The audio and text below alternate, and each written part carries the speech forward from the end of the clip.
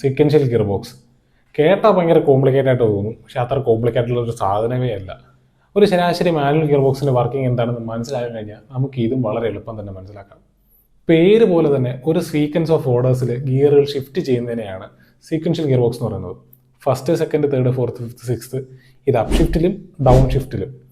സാധാരണ നമ്മുടെ കാറുകളിൽ കണ്ടുവരുന്ന എച്ച് പാറ്റേൺ ഗിയർ ബോക്സ് ഉണ്ടല്ലോ, അല്ലെങ്കിൽ ആ ഷിഫ്റ്റിംഗ് ഉണ്ടല്ലോ, അതിൽ നിന്ന് ഇത് എങ്ങനെ വ്യത്യസ്തപ്പെടുന്നു എന്ന് ചോദിച്ചു കഴിഞ്ഞാൽ കാറുകളിൽ കണ്ടുവരുന്ന എച്ച് പാറ്റേണിന് നമുക്ക് ഗിയറുകൾ സ്കിപ്പ് ചെയ്യാൻ പറ്റും. നമുക്ക് തേർഡിന് ഫിഫ്ത്തിലോട്ട് പോകാം, 15 സെക്കൻഡിലോട്ട് പോകാം എന്നുള്ളൊരു ഒരു സ്കിപ്പിങ് നമുക്ക് ഇതിനെ സമ്മതിക്കും. പക്ഷേ ഇത് സീക്വൻഷ്യൽ ഗിയർ ബോക്സിൽ പറ്റത്തില്ല.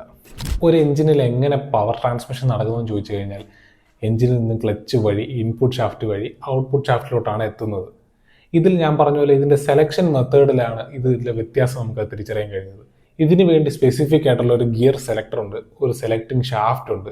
പിന്നെ ഇതിൽ നമ്മൾ സാധാരണ കണ്ടിരുന്ന ഗിയർ സെലക്ടിങ് ഫോർക്കുകൾ അഥവാ ഗിയർ സെലക്ടറുകളുണ്ട്.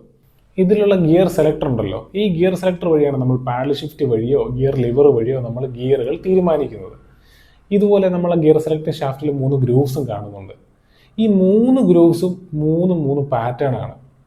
ഈ പാറ്റേണിൻ്റെ സഹായത്തോടെ കൂടെയാണ് നമുക്ക് ഏത് ഗിയർ ഈ സീക്വൻസ് അനുസരിച്ച് തീരുമാനിക്കാൻ സഹായിക്കുന്നത്. ഇപ്പം നിങ്ങൾക്ക് ചിലപ്പോൾ തോന്നാം, ഇങ്ങനത്തെ ഒരു സാഹചര്യത്തിൽ ആദ്യത്തെ ഗ്രൂവിലുള്ള സെലക്ടർ നീങ്ങുമ്പോൾ രണ്ടാമത്തെയും മൂന്നാമത്തെയും ഗ്രൂവുകളിലുള്ള സെലക്ടർ മെഷ് ചെയ്തിട്ടുണ്ടോയെന്ന്. ഒരിക്കലുമില്ല. മുമ്പ് പറഞ്ഞ പോലെ ഈ 3 ഗ്രൂവ്സും സ്പെസിഫിക് ആയിട്ടുള്ള ടൈം ഇൻ്റർവെല്ലിൽ സ്പെസിഫിക് ആയിട്ടുള്ള രീതിയിലാണ് പാറ്റേൺ ചെയ്തു വെച്ചിരിക്കുന്നത്. ആയതിനാൽ മറ്റ് രണ്ടും എന്തായാലും കോണ്ടാക്റ്റ് വരില്ല. ഇത് നമ്മുടെ ഇൻപുട്ട് അനുസരിച്ച് മാത്രമേ കോണ്ടാക്റ്റ് വരികയുള്ളൂ. ഇതാണ് ഇതിൻ്റെ ഒരു ബേസിക് ആയിട്ടുള്ള വർക്കിംഗ് പ്രിൻസിപ്പിൾ. ഈ ഒരു സീക്വൻഷ്യൽ ഗിയർ ബോക്സ് കണ്ടുവരുന്നത് നമ്മുടെ മോട്ടോർ ബൈക്സിലും റേസ് കാർസിലുമാണ്.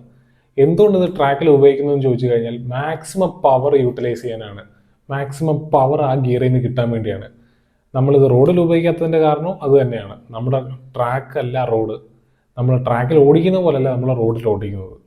ഇതിലൊരു കോൺസ്റ്റന്റ് മെഷ് ഗിയർ ബോക്സ് ആയതുകൊണ്ട് തന്നെ ഇതിൽ ഒരുപാട് വൈബ്രേഷൻസും നോയ്സും ചിലവൊക്കെ ഉണ്ട്. ഇത് ഉണ്ടാക്കാനാണെങ്കിലും മെയിൻറ്റെയിൻ ചെയ്യാനും. ഇത് ദോഷങ്ങൾ കൊണ്ടൊക്കെ തന്നെയാണ് ഇത് റോഡിലുള്ള കാറുകളിൽ ഉപയോഗിക്കാത്തത്. ഇതാണ് ഇതിൻ്റെ ഒരു ലളിതമായ എക്സ്പ്ലനേഷൻ. Thank you.